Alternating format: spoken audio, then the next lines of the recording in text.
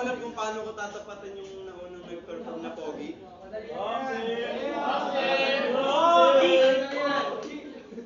Pero ang title ng piyesang ito ay pinamagatang Brownout. Sapagkat, kagaya ng buhay ng tao, minsan tayong tatahak sa napakadilim na landas. Ngunit dahil sa awa at gabay ng Panginoon Diyos, muli tayong makakakita ng liwanag at pag-asa para magpatuloy. Kaya hayaan niyo akong bumilang na muna ng 5 upang sarili mapakalma. 1, 2, 3, 4, 5. Ano, magtataguan na ba? Hindi. Gusto ko lang talaga magpahinga. Sabay, bugtong hininga. Pasensya. Kung hindi ko napansin na yung mga luhay nagsidulo na pala dahil hindi na kinaya ang sakit na dala-dala. Akala nila wala akong problema. Akala ng iba ayos lang ako sapagkat may saya sa aking mukha. Akala nila wala akong iniinda. Nasanay kasi silang lagi kang nakatawa. Nasanay kasi silang laging ganyan ka. Nasanay kasi silang lagi kang masaya. Depresyon. Isa sa napakahirap na sitwasyon. Maraming hindi nakakaalam na sa iyong bawat pagngiti ay may nakapaloob na pigati. Iniisip pa nila na nagdadrama lang ako. Iniisip pa nila na hindi ito totoo. Ngunit sa kabilang banda, unti-unti na akong pinapainan nito. Minsan nga, dinadaan ko na lang sa pagpapatawa upang ang iba'y mapasaya. Ngunit sa kabilang banda ay may isang ako. Ako na nagnanais din namang sumaya. Pero paano? Sino ang sasabihan ko ng problema? Teka, pwede na bang magpahinga? Hindi bang wala ng dilatan ng mata at sabihin sa mundo na ako naman muna.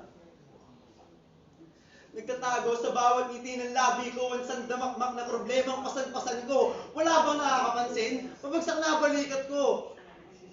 Sa likod ng aking pagtawid, may bukod na dala-dala. Ginawa ko naman ang lahat. Ngunit bakit parang hindi pa rin sapat? Wala bang nakakakita? O hindi lang talaga mabigyang halaga? Tao din ako na naghahangad na maramdaman ng importansya.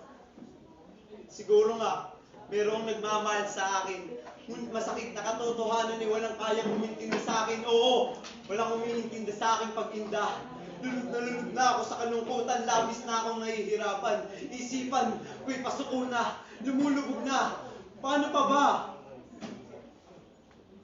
Ako'y nakulong sa sarili kong kalungkutan. Biktima ng kapuutan, biktima ng kaibangan, biktima ng pusong mapanlinlang at biktima ng isip na gusto nang tapusin ang lahat. Gulong-gulo ako. At sa sobrang gulo ko, hindi ko nakilala kung sino ako. Hindi ko na makilala ang sarili ko. Kailan ba ako makakatakas sa pagkakakulong ko sa mga problemang kakambal na ng buhay ko? Sa dilim na bumabalot sa isip ko, ay nakalimutan kong tumingala at makalimutan may Diyos palagi sa tabi ko. Ngunit akala ko hindi ko na kaya. Isip ko'y bumibitaw na, pero ang pananalig ko ay makapit pa pala. Alam kong kakayanin ko pa. Kakayanin kong muling makatayo sa mga sarili kong paa para solusyonan ang aking problema. Kakayanin kong lumaban dahil ayokong maging talunan. Hindi ako talunan. Hindi na ako magpapabalot sa lungkot. Kakalimutan ng puot at matapang na harapin ang takot.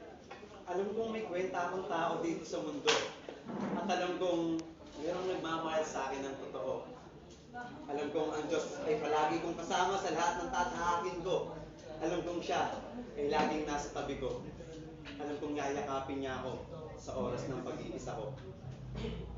Hindi na ako magpapalakon sa depresyon. Handa na akong muling sumabay sa agos ng alon. Hindi ko na kailanman aatrasan ng mga hamon. Alam kong lilipas din ang napakapait na kahapon. Hindi man ngayon, ngunit darating ang bukas at itong kalungkot ay magwawakas. Salamat sa problema at sakit na aking naramdaman. Salamat sa hirap na pinagdaanan. Dahil doon, meron akong natutunan. depresyon, pag-iisa, kalungkutan, lahat yan, kayang tunawin ng ating isipan. Pero hindi nito matitibag ang pusong gusto palagi ay lumaban.